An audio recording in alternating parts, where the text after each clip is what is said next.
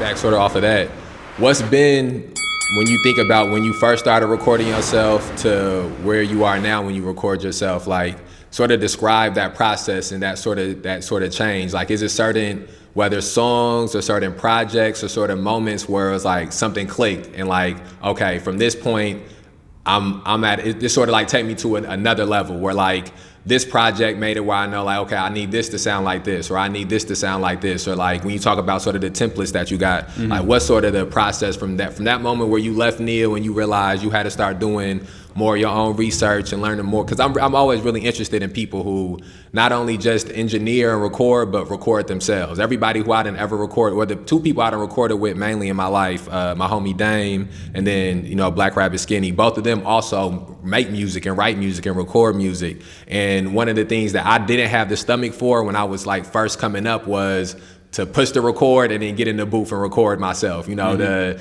listen to it back and then figure out what to change. Like it was real hard for me to find that balance. So I'm always intrigued by people who like, they're comfortable within that balance. They're comfortable with going into the booth, laying the vocals, and then also seamlessly putting on the other hat of recording themselves. So just sort of tell me what that journey's been like.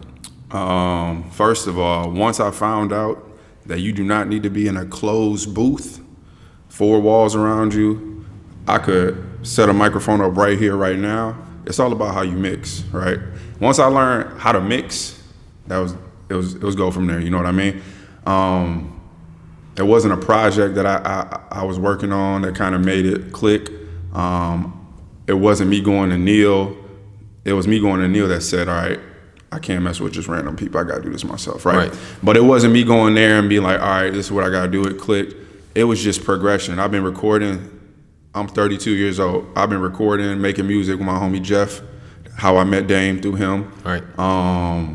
Since I was 10, 11, 12 years old, we was in middle school rapping about basketball, right? On Mixcraft, I don't know if you ever heard of that. That's how we used to record. And then just YouTube. Okay. You reach out to people. I'm sure it happened to you. It's happened to everybody. You reach out to somebody, hey man, how you do this? They're not trying to tell you. They're not trying to tell you at all. Yeah, people gatekeep the information. Facts. So much. It's ridiculous. And when people come to me, I will give you my template, you know? But just know, when I give you the template, you're not gonna sound like me. You know what I mean? I built that for my specific voice. Once I get that to you, can press record, you still gonna have to adjust it. You still gotta know what the EQ is, you still gotta know what the compression is, you still gotta know how to work auto-tune, right? It's just years and years and years, 20 damn near years of me on YouTube, fucking up shit, breaking computers, going through microphones. I got a $150 microphone, but I know how to mix my ass off. It don't matter where you are at. I'm sure you see people all the time in hotel rooms, like famous people. I recorded this whole album in a hotel room. It's very true. You do not need an entire studio no more. You may have never, I don't know, but as of now, you don't need a whole studio. You can have a computer, a microphone, a preamp, you know, and go from there. It's all about how you give the final product. You know what I mean? So to answer your question, it wasn't a moment in time or a song that I was working on that made it click. It's just been progression over the years. You know what I mean? 15, 20 years. And so